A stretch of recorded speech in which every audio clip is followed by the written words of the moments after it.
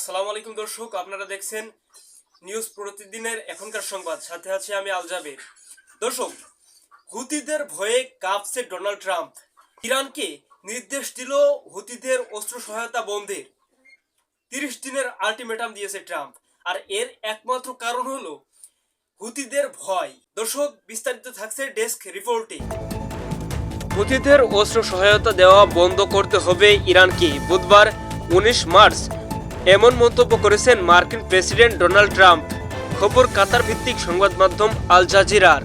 Trump তার মালিকানাধীন সামাজিক মাধ্যম ট্রুথ সোশ্যালে করা এক পোস্টে বলেন, ইয়েমেনের সশস্ত্র গোষ্ঠী হুতিদের আগের মতো সামরিক সহায়তা দেওয়া হচ্ছে না বলে দাবি করলেও গোপনে হুতিদের সমর ভান্ডার সমৃদ্ধ করে চলেছে তেহরান। ইরানকে দ্রুত এ সহায়তা স্থগিত করার পরামর্শ দেন ট্রাম্প। তা না হলে ইয়েমেনের যুক্তরাষ্ট্রের হামলার পরিধি বাড়াবে বলেও হুঁশিয়ারি দেন। সেই সঙ্গে হুতিদের সঙ্গে লড়াই ইতোমধ্যে চালিয়ে যাওয়ার কথা বলেন মার্কিন প্রেসিডেন্ট।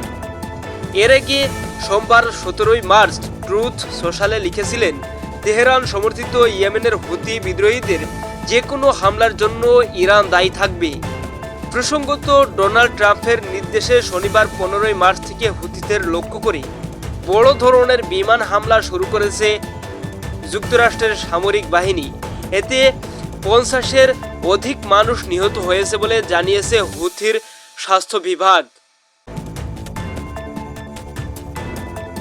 দাবি করা হচ্ছে সমগ্র বিশ্বের এই অপরিস্থিতির কারণ ডোনাল্ড ট্রাম্প এবং পশ্চিমা কূটনৈতিকেরা।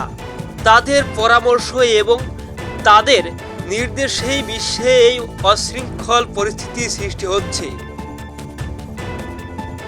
আল জাবের নিউজ প্রতিদিন ডেস্ক রিপোর্ট।